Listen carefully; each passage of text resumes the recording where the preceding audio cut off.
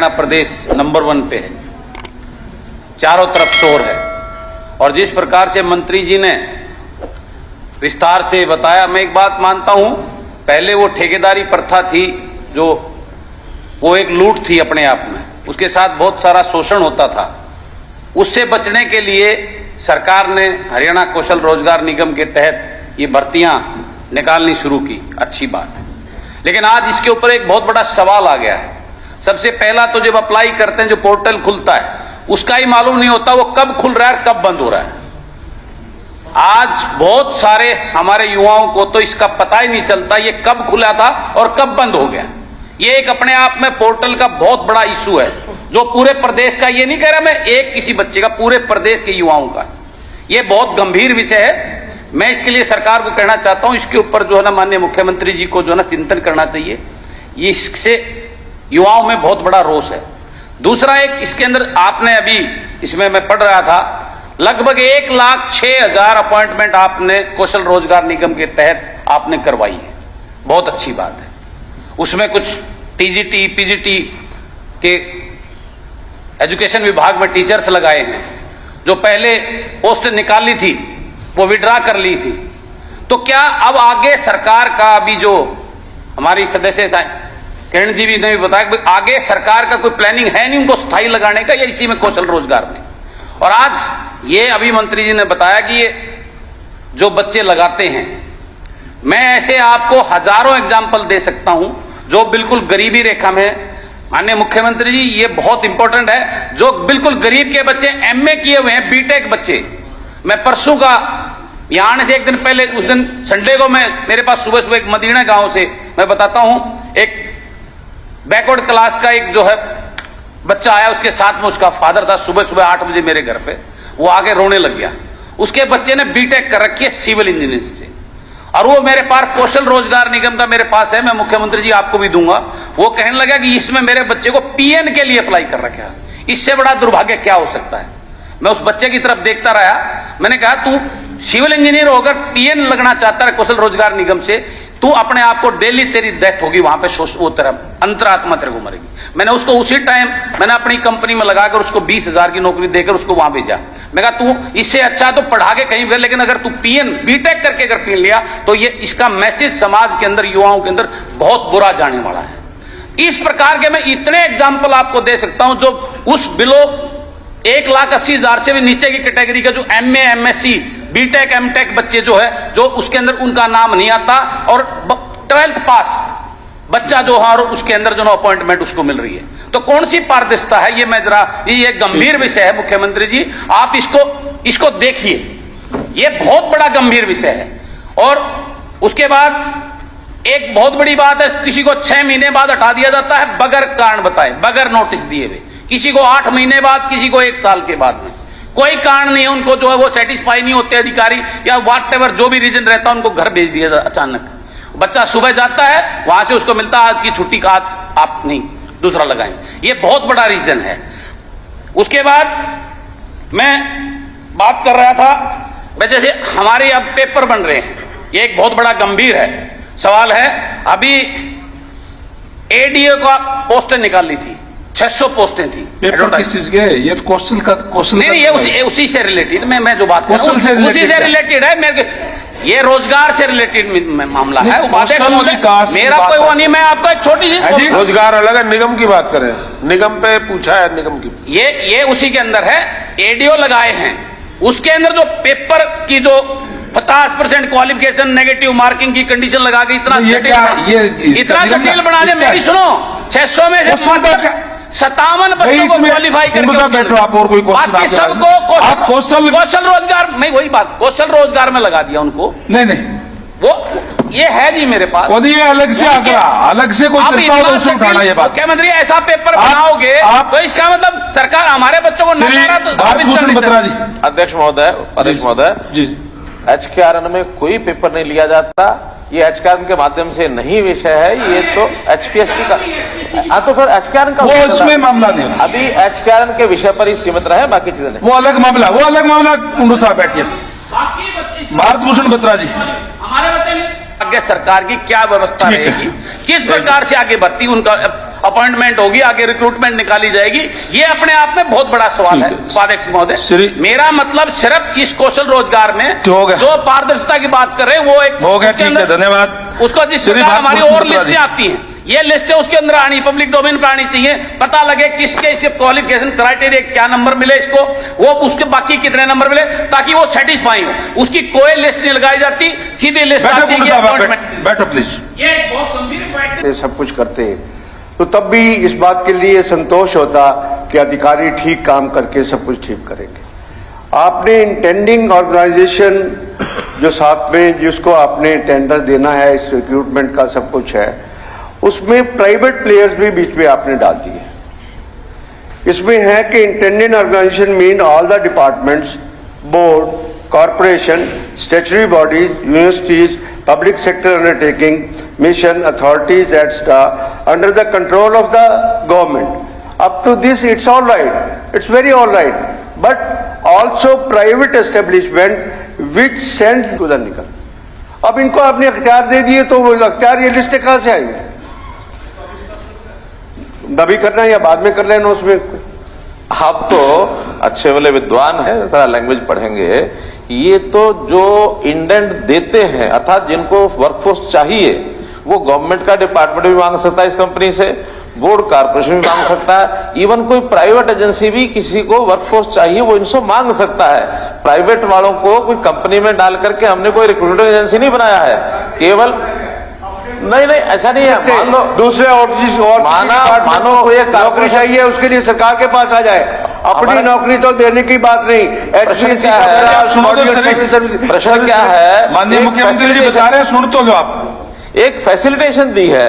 मान लो सरकार को चाहिए 10,000 लोग, 10,000 में ले लिए, अब हमारे पास उसको मान लो नहीं है, कल को प्राइवेट वाला भी को कहता है कि हाँ इन्हीं शर्तों के ऊपर मुझे 100 लोग दे दीजिए, 500 दे दीजिए, 1000 दे दीजिए, और हम अगर एक ट्रांसपेरेंट तरीके से उसको भी 1000 लोग दे देते हैं तो हमारे एक दायरे में से निकल करके होकर जाएंगे, उनको भी तसल्ली रहेगी, उनका ईपीएफ, उनका प्राइवेट फंड, ईएसआई वो सारा कटना शुरू हो जाएगा। आज जो चीज प्राइवेट यानी ठेकेदारों के माध्यम से सारी चीजें चल रही थी, जिसका सरकार भी उपयोग करती थी, बोर्ड कॉर्पोरेशन उपयोग करते थे, यूनिवर्सिटीज उपयोग करती थी, और प्राइवेट जो एंटरप्रेन्योर है, कोई फैक्ट्री वाला है, कोई कंपनी वाला है, वो भी वहीं से लेता था प्राइवेट वाले से। हमने एक सरकारी प्लेटफॉर्म दे दिया सबको। सरकारी प्लेटफॉर्म में अगर कोई लेता है, कल को हम एक ओवरसीज प्लेसमेंट सेल बना रहे हैं, सुनिए, हम ओवरसीज प्लेसमेंट सेल बना रहे हैं, जिसमें अभी तक तो सब प्राइवेट एजेंसी जो है विदेशों में नौजवानों को भेजती हैं और यहां से कबूतरबाजी होकर के दुनिया भर के इलीगल तरीके से भी जाते हैं। कितने ही केस बने हुए हैं।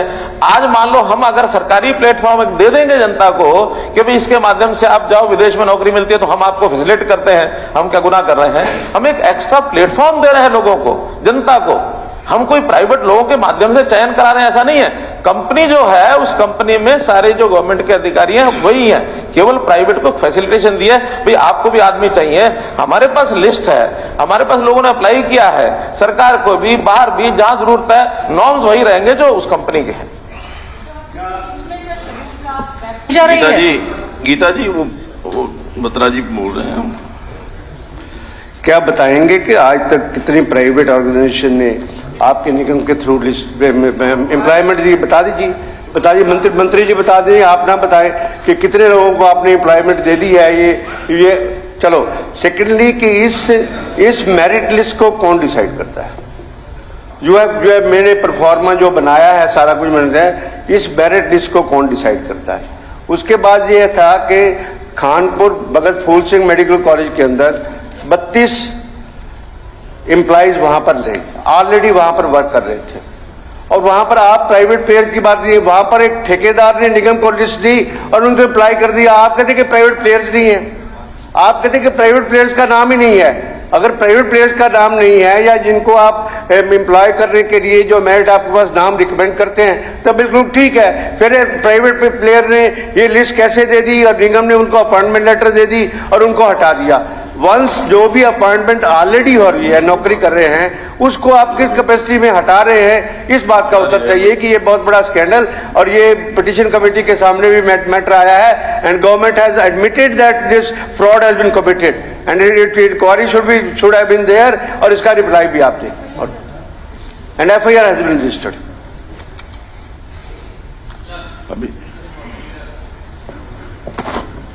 और उन्होंने कहा मेरिट पे हम लेते हैं। जो एलिजिबिलिटी का क्राइटेरिया, उसको तो मेरिट बता रहे हो आप, उसमें नंबर दे रहे हो भी इतनी आमदनी से कम होना चाहिए, इतनी आमदनी इतनी होगी तो इतने नंबर मिलेंगे। ये एलिजिबिलिटी का क्राइटेरिया है, मेरिट नहीं है। और कौन तय करता है कि किसकी कितनी आमदनी है? परिवार पहचान पत्र से करते हो आप। परिवार पहचान पत्र कौन तय कर रहा है? कोई तहसीलदार है, और जो इनकम सर्टिफिकेट या तो कोई तहसीलदार देगा या एसडीएम देगा या कोई मास्टर दे देगा, जो उसको पहचान पत्र आपने लगा रखा है वो दे देगा। उसको क्या मालूम है कि कितना पहचान पत्र है? और मेरिट की सवाल को क्राइटेरिया क्या है, उसका क्राइटेरिया क्या है और क्या प्रक्रिया है? HSSC है, HPCC है, हरियाणा पब्लिक सर्विस कमीशन है, उन्होंने टेस्ट लेते हैं, इंटरव्यू लेते हैं, मेरिट देखते हैं। इसमें कौन सी मेरिट देखी है? कोई जो प्रक्रिया वो अडॉप्ट करे हुए हैं वो कोई करी है इसने? फिर अगर उसी हिसाब से करना तो उनको डिसॉल्व करो। SSB की और HSP Haryana public service commission की जरूरत क्या है? ये एक खिलवाड़ है और इस बात को बिल्कुल हम वो नहीं करेंगे। ये भविष्य के साथ खिलवाड़। मैं आपको एक दिखाता हूं कितना तमाशा हो रहा है इसमें। स्पीकर सर, ये मेरे एक इसको श्रीमती सीमा देवी, ये रोजगार कौशल रोजगार के तहत भर्ती करी गई TGT, और 6/12 को भर्ती करी गई और 9/12 को निकाल दी गई। उसने मिठाई बांट दी, 9/12 को निकाल दिया क्योंकि अब रेगुलर यहां आ गई। तो ये क्यों खिलवाड़ कर रहे हो ऐसे बच्चों के भविष्य के साथ? ये खिलवाड़ है और ये एक चोर दरवाजा खोला गया है। सारे कॉन्ट्रैक्ट ना कोई क्राइटेरिया है, ना मेरिट है। क्राइटेरिया इनकम का कर दिया, ना इनकम सर्टिफिकेट कौन दे रहा है। इस किस्म की जो है खिलवाड़ मत करो इनके साथ कहीं भी। इसका जब ये बनाया था उस टाइम मुख्यमंत्री जी का बयान मैंने पढ़ा था, उसमें उन्होंने कहा था कि ये ठेका प्रथा खत्म करने के लिए है। ये ठेका प्रथा खत्म हो रही है, सरकार खुद ठेकेदार बन रही है। ठेका प्रथा 2 साल के लिए आप भर्ती कर रहे हो, 30,000 रुपए दे रहे हो, ना उसकी प्रमोशन है ना आगे कोई है, कच्चा ही रह जाएगा सारी उम्र। और कितने दिन रहेगा कच्ची नौकरी के लिए? ठेका प्रथा क्या थी? ठेका प्रथा यही थी, कच्ची नौकरी थी। कोई आप काम कर रहे हो, चलो मैं इसमें जाता टेंडर में जो होता है बहुत सारे सवाल खड़े। अब ये 32 के 32 आपने देखा। ऐसा काम है, ऐसी खिलवाड़ मत करो, इसको तुरंत बंद करो। नहीं, मुख्यमंत्री जी हमारे इस बात पे पूरा बोलने तो दो। अच्छा बोलो। आपने कहा कि ये ठेका प्रथा खत्म करेंगे और एक तरफ कहा आपने कि 25,000 हम भर्ती करेंगे इसमें अभी थोड़े दिन पहले। इसका मतलब ये 25,000 पोस्ट खत्म कर दोगे आप। जो 25,000 भर्ती करोगे तो 25,000 पोस्ट खत्म कर दोगे, यही मतलब हुआ ना? तो ऐसा काम क्यों कर रहे हो? 1,82,000 खाली जगह आपकी सीधी भर्ती करो। और कोई क्राइटेरिया है? पढ़े लिखे बच्चों को जो मतलब अफसर लग सकते हैं, आगे जा सकते हैं, उनको कम तनख्वाह में रखना एक उनके भविष्य के साथ खिलवाड़ है। ये हरियाणा के लोग बर्दाश्त करने वाले नहीं है।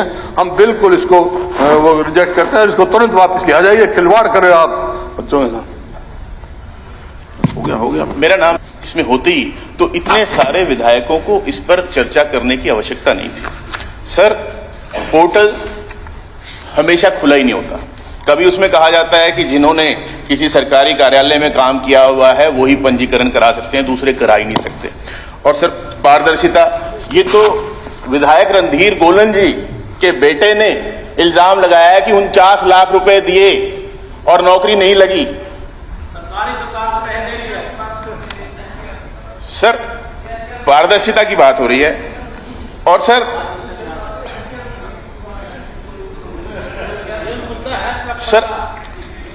जवाब पे बताया गया कि HPSC और HSCC से भी अलग से भर्ती हो रही है। सर, अगर भर्ती हो रही है तो इतनी पोस्टें खाली क्यों हैं? और कितने स्पीकर सर, जिन्होंने पंजीकरण कराया और उन्हें नौकरी नहीं मिली, क्या उन्हें बेरोजगारी भत्ता मिल रहा है? लाखों लोग ऐसे हैं, पहले तो वो पंजीकरण नहीं करा पा रहे। जो पंजीकरण करा लेते हैं और नौकरी नहीं मिल रही, क्या उन्हें आप बेरोजगारी भत्ता दे रहे हैं? ये मेरा प्रश्न है सर। और दूसरा भी, कितनी भर्तियां HSCC के माध्यम से हुई हैं, वो तो बाईपास हो गया। पक्की नौकरी नहीं है जो आदमी, जैसे अभी हुड्डा साहब ने भी कहा कि 6 दिन बाद निकाल दिया, किसी को 2 महीने बाद निकाल दिया, किसी को 6 महीने बाद निकाल दिया, उनका भविष्य क्या है?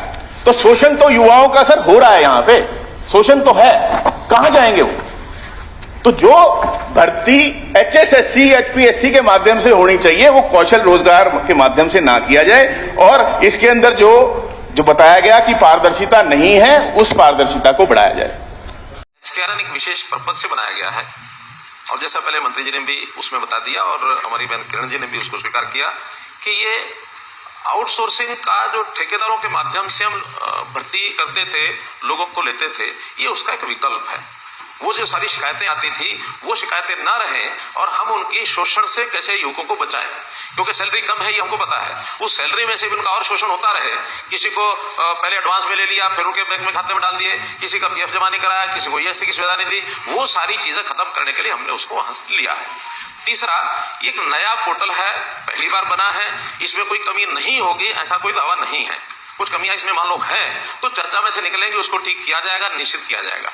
चौथी बात, इसमें भर्तियां अभी मात्र 4-5 हजार ही हुई है, बाकी तो जो पिछले ठेकेदारी पर चल रहे थे लोग उनको इसमें पोर्ट किया गया है ताकि वहां की सूची से निकाल करके इसमें डाल दिया जाए। जो कठिनाइयां उनको वहां आ रही हैं वो यहाँ बंद हो जाए, और उनकी सहमति से सब कर रहे हैं, बिना सहमति के नहीं कर रहे, बल्कि एक जांच का विषय हम जांच करेंगे कि जो पहले भर्तियां आउटसोर्सिंग हो रही थी उसका ना तो कहीं हमारे HR डिपार्टमेंट में HKRS में कोई रिकॉर्ड होता है, ना उसकी तनख्वाहें हमारे सिस्टम में से DD उसमें से जाती हैं, वो तो ठेकेदारों के माध्यम से उनको पैसा इकट्ठा जाता है, वो आगे दे देते हैं, नाम की लिस्ट देते हैं।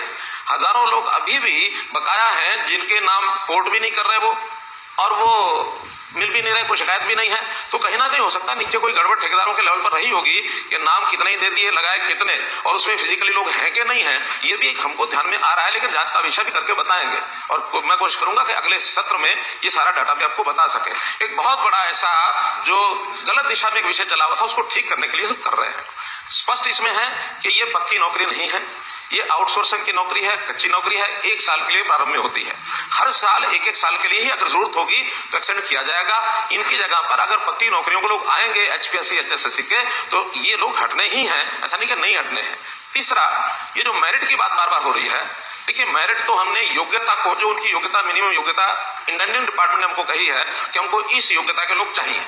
अध्यापक हैं तो अध्यापक के लिए TGT की ये योग्यता वो पूरी करें, PGT के लिए ये करें, जो भी कोई सब्जेक्ट है सब्जेक्ट के हिसाब से ये करें, और साथ में उनका HTET का टेस्ट भी पास हुआ होना चाहिए। बल्कि कुछ एक पहले से जो भर्ती की गई थी उसमें अभी चूंकि HTET की लोग नहीं थे तो उस समय उनका जल्दी चाहिए, क्योंकि अगर टेम्परेरी लोग चाहिए तो इसलिए चाहिए कि हमारा HPSC में HSSC में टाइम ज्यादा लगता है। भर्ती शुरू करने के बाद 6 महीने साल भी लगते हैं, हम और आप सब पहले करते रहे हैं। ये इंडेंट के 15 दिन में, 1 महीने में इनको टेम्परेरीली उनको दे दिया जाए ताकि बच्चों की शिक्षा वो यानी प्रभावित ना हो, या कोई और किसी डिपार्टमेंट का काम है वो जल्दी से हो जाए, प्रभावित ना हो। PN भी होंगे, ड्राइवर भी होंगे, कहीं टेम्परेरी मानो इंजीनियरिंग के लोग भी होंगे, कहीं क्लर्क भी होंगे, तो ऐसे सब पोस्टों के लिए जितनी रिक्वायरमेंट होती है वो सब इसमें की जाएगी।